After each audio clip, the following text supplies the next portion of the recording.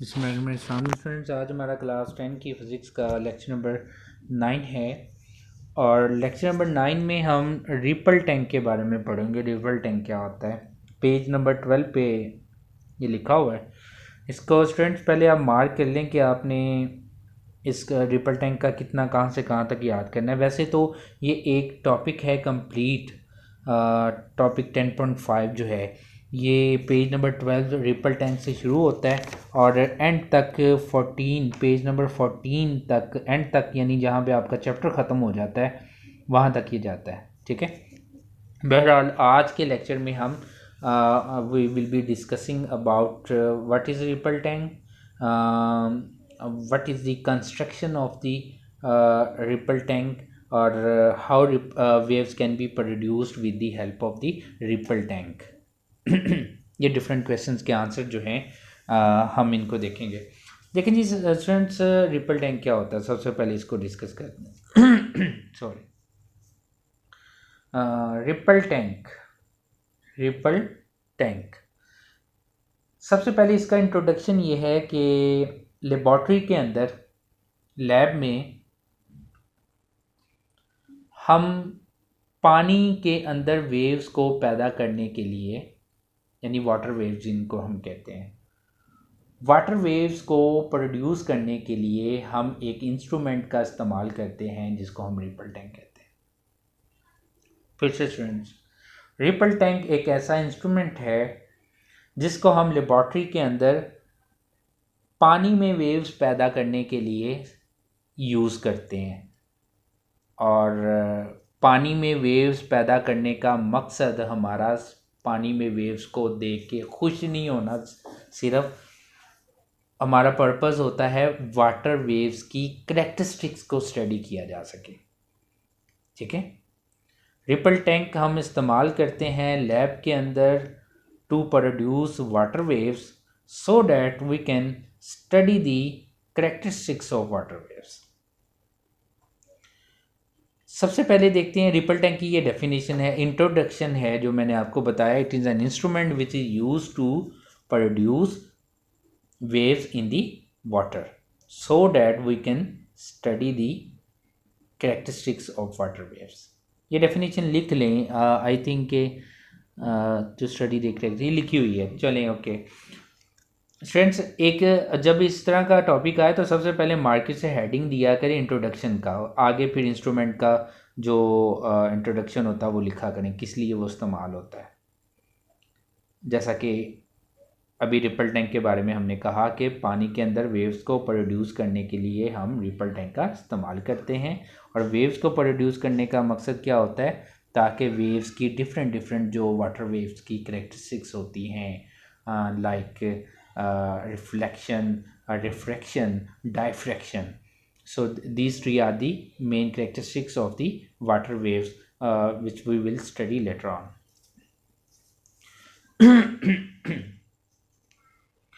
अब देखें जी, ये इसकी कंस्ट्रक्शन बनता कैसे है, रिपल टैंक बनता कैसे है, किन किन चीज़ों के मिलने से बनता है।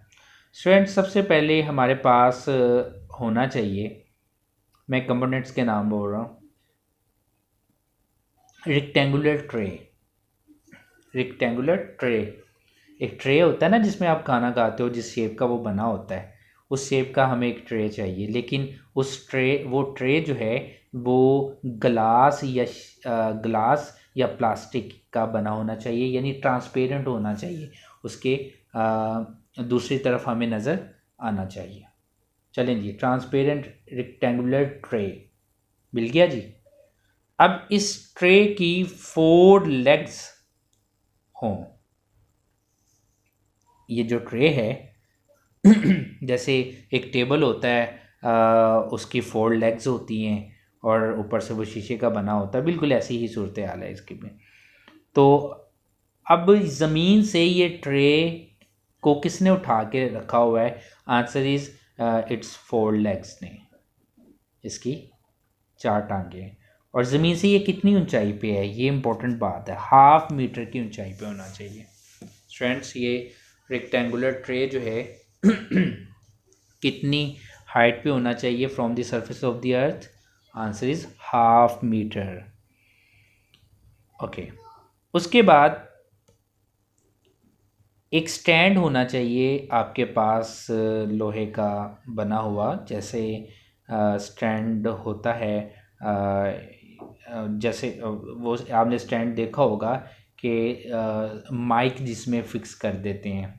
ठीक है, आप मस्जिद में जाते हो तो जब इमाम के सामने जो स्टैंड पड़ा होता है उस तरह का एक स्टैंड होता है लोहे का बना हुआ, वो होना चाहिए। और उस स्टैंड के आगे, ये डायग्राम आपके सामने बनी हुई है 12 पेज पे, उस स्टैंड के आगे नीचे जो है वो एक मोटर लगी हुई है, मोटर, इलेक्ट्रिक मोटर, और उसका स्विच लगा हुआ है पीछे जाके, पावर सप्लाई है उसका स्विच लगा हुआ है। मोटर जो है उसके नीचे लकड़ी की एक प्लेट लगी हुई है, वुडन प्लेट, और वो वुडन प्लेट जो है वो कैसे पड़ी हुई है, you can look at this diagram. ठीक है जी, समझ आ गई है ना। रेक्टेंगुलर ट्रे, हाफ मीटर ऊंचा, stand, motor, electric motor, wooden plate, और ऊपर जो है एक लैंप या बल्ब ऊपर पड़ा होना चाहिए। ठीक होगी बात, ऊपर लैंप एक लटका दें, एक बल्ब लटका दें। और ज़मीन टेबल, ये जो रेक्टेंगुलर ट्रे है इसके नीचे यानी ज़मीन के ऊपर एक वाइट शीट स्क्रीन की शक्ल की एक रख दें, वाइट शीट या एक स्क्रीन रख दें जिस पर भी आपको आउटपुट मिल सके। अब स्टूडेंट्स आप ऐसा करें, इस रेक्टेंगुलर ट्रे में पानी डाल दें, क्योंकि ये चारों तरफ से बाउंड्री इसकी जो है वो है, 4 वॉल्स हैं छोटी छोटी सी, 4 साइड्स पे। तो आप पानी डाल दें, वो पानी इसमें खड़ा हो जाएगा, भर जाएगा पानी। आप इसमें पानी डाल दें, थोड़ा सा इसको भर दें यहाँ तक कि पानी, ये जो वुडन प्लेट है ये थोड़ी सी पानी के अंदर डिप हो जाए। आप पानी इसमें डाल दें, और लकड़ी की जो ये प्लेट है ये इसको टच करनी चाहिए वाटर सरफेस को। अब ऐसा करें कि आप स्विच ऑन कर दें मोटर का। अब ये मोटर का काम है वाइब्रेट करना, वाइब्रेट करना ऐसे, ठीक है, थरथराना। और जब ये मोटर वाइब्रेट करेगी तो ये लकड़ी की प्लेट को भी क्या करवाएगी, वाइब्रेट करवाएगी। और लकड़ी की प्लेट टच किसे कर रही है, वाटर को, वाटर मॉलिक्यूल्स को। जब लकड़ी की प्लेट जो है, वुडन प्लेट जो है, जब when it will start vibrating, तो it will disturb the water molecules. When it will disturb the water molecules will start vibrating at their mean positions. Hence, waves are produced in it. पानी में आपको waves produce होती हुई नज़र आएंगी। अब students, waves produce हो गई, डेट्स गुड, बहुत खुशी की बात है कि वाटर वेव्स प्रोड्यूस हो गई हैं। अब आपको नीचे जो स्क्रीन रखी हुई है, लैंप भी, ऊपर जो बल्ब आपने लटकाया हुआ लैंप वो भी ऑन है, नीचे जो स्क्रीन रखी हुई है ज़रा उस पर देखें। उस पे आपको लाइंस नज़र आ रही होंगी, ऐसे चलती हुई लाइंस नज़र आ रही होंगी, जो कि पेज नंबर 12 पे आपको रिपल टैंक के साथ जो नीचे वर्टिकल लाइंस जो हैं वो बनी हुई नज़र आ रही हैं। ऐसी लाइंस आपको you can observe on that screen line inside. अब इन लाइंस को ज़रा हमने स्टडी करना है कि what actually these lines are. ठीक है, पानी में ऊपर वेव चल रही हैं, वेव चल रही हैं ऊपर, और नीचे हमें ये लाइंस कैसे प्रोड्यूस हुई। तो आंसर इज़ कि ऊपर लैंप है, बल्ब में से रोशनी आई, लाइट आई, वो गिरी पानी वाटर वेव्स के ऊपर जो कि रेक्टेंगुलर ट्रे के अंदर है, वाटर वेव्स पे गिरी, और वाटर वेव से गुज़रने के बाद उस पर गिरने के बाद उससे होती हुई नीचे टेबल चूँकि ट्रांसपेरेंट है उससे गुज़र के पेज तक पहुंच गई और उन्होंने ये फिर पिक्चर जो है वो हमें नज़र आई वर्टिकल लाइंस की शक्ल में। तो हुआ ये कि जो वाटर वेव्स हैं, वेव में तो एक क्रस्ट होता है और एक ट्रफ होता है। क्रस्ट और ट्रफ बिल्कुल ऐसे ही एक मेन लाइन है, उससे एक ऊपर ऐसे और फिर एक नीचे, क्रस्ट और ट्रफ। अब क्रस्ट जो है ये इस पर जब लाइट रेज गिरेंगी तो ये लाइट रेज को नीचे पेज पे कन्वर्ज कर देगा, एक पॉइंट पे इकट्ठा कर देगा, जैसे कि मिरर लेंस जो है वो करता है, ठीक है।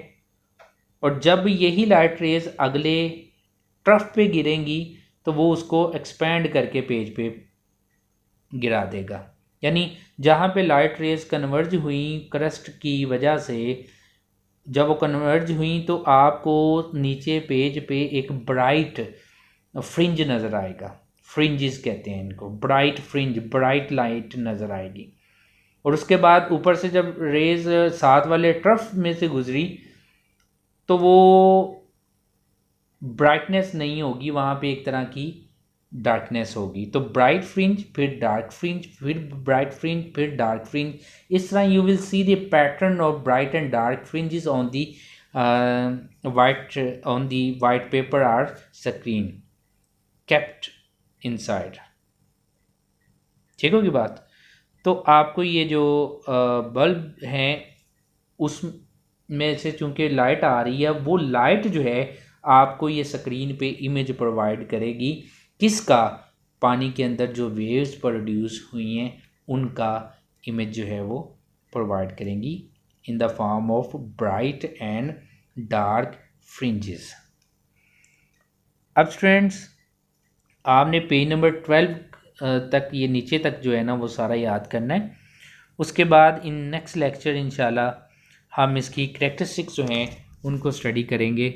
और यहाँ पे एक चीज़ ज़हन में रखें कि 2 कंसेक्यूटिव फ्रिंजेस का जो डिस्टेंस होता है उसको हम वेवलेंथ ऑफ द वेव कहते हैं and it is denoted by lambda, और ये लैम्डा से इसको डिनोट किया जाता है। So this is all about ripple tank. Ripple tank में वेव्स कैसे प्रोड्यूस हुई। आई होप कि आप स्टूडेंट्स को ये कॉन्सेप्ट क्लियर हो गया। Thank you very much.